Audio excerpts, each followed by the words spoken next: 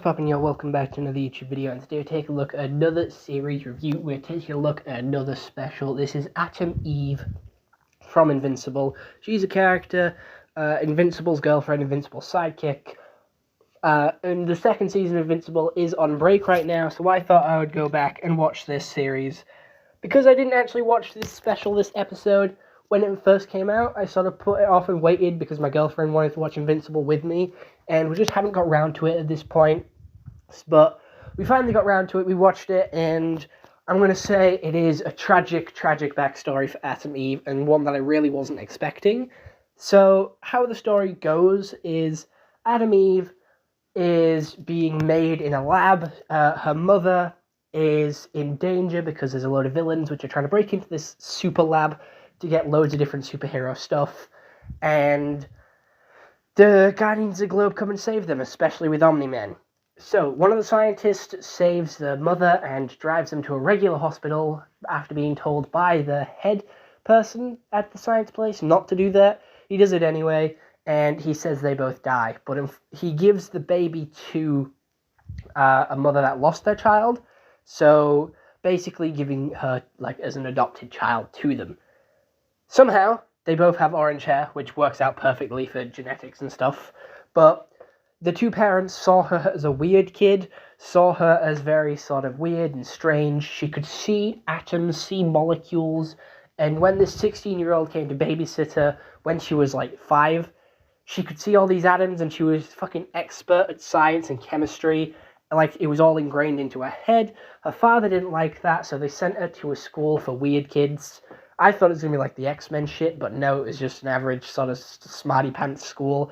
She made a friend across the road, and someone that she thought she could trust. When she turned 12, she unlocked her powers, so she went over the road to show her friend. Her friend was scared of her and sort of never spoke to her again. She then donned the mask and went out fighting crime because she was alone and she wanted to use her powers for good. She wanted to do something meaningful. Her powers work really weirdly. She can create matter, she can create stuff, create shapes, create shields, create swords, laser beams and stuff like that. But she can also change stuff. So if she was touching a book, she could change it from paper to glass. If she was touching a tuna sandwich, she could turn it into a cheeseburger. She can basically do whatever the fuck she wants, which is incredible. She just cannot change living beings into anything. She can only change objects. So if she touched a tree or a plant, she could shapeshift. She wouldn't be allowed to shapeshift it. If she touched a human, she wouldn't be allowed to shapeshift it because she has a subconscious block stopping her from doing that. And yeah, she eventually got found by the government, who sent out their other 3 test subjects after her, who eventually got murdered by her because they were out of their septic tanks for too long. The government then took her in and tried to control her, showed her the mother that was still alive, killed the lead scientist that was trying to warn her not to use her powers. So all 3 of her brothers and sisters died.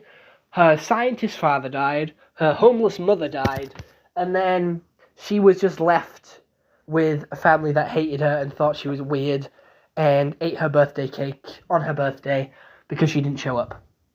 So that's pretty much Atom Eve, and I thought she was a pretty optimistic and happy kid when she first started using her superpowers. It is a cool gift that she wanted to share with her friends, but her friend didn't accept it, so it made her feel even more alone. So she tried to save people and sort of prove her worth by saving people, and I thought that was really cool. And she is really fucking good at what she does. To say she's only been doing it for a couple of days, she was so fucking cool. She saved 8 different cars all at once from crashing and falling off a freeway. She was fighting 3 different people while keeping damage to a minimal, I'm going to be honest. She didn't cause any of the damage. She tried to sort of stop the damage and save people, which is incredible.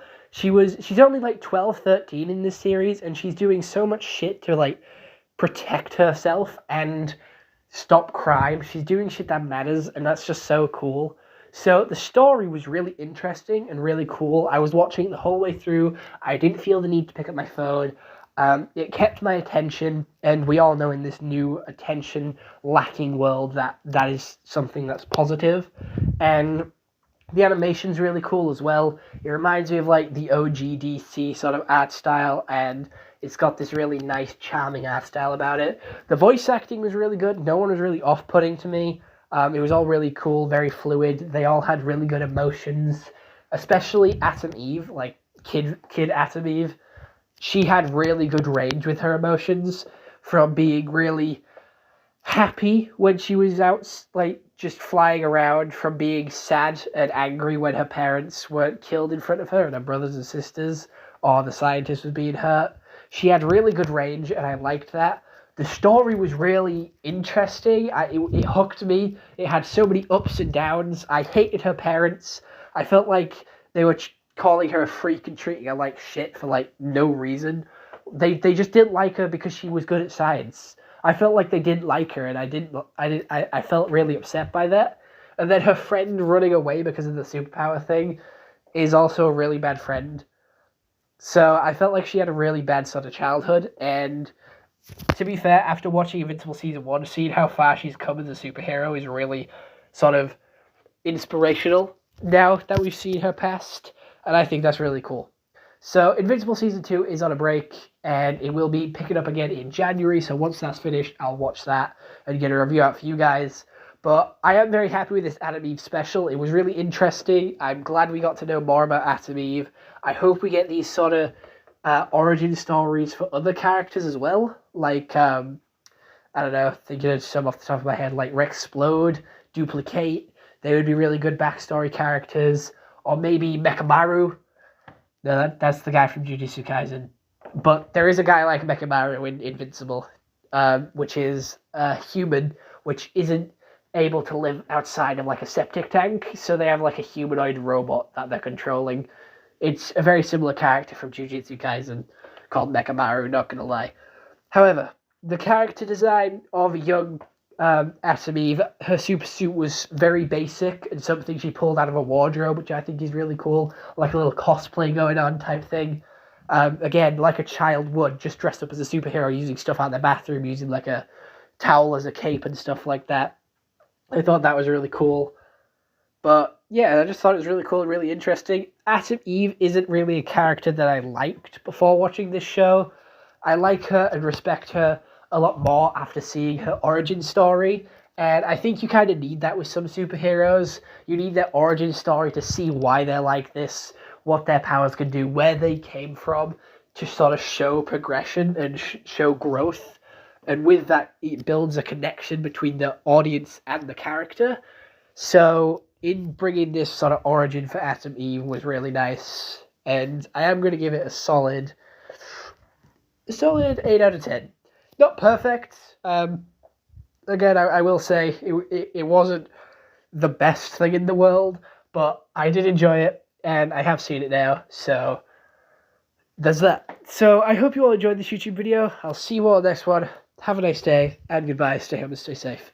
If you want a little bit more Tyler Price in your life, you can go check out the second link in the description of this video, which will take you to my link tree, where you can go find all the other stuff that I have to offer, from my TikTok to my X to my Amazon wishlist to my Patreon to my Pinterest, I do believe is on there as well, to also my, I don't know what else is there, TikTok, Twitch, all that kind of stuff. But if you want to take time and look at the first link in the description, which is to help Thankmas, which is running all the way through December, so you still have time to donate.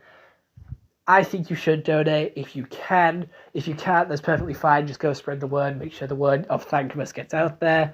And I hope you all enjoy your new year. I hope you all had a good Christmas. And I'll see you all next one. Have a nice day. And I'm done now. Bye-bye.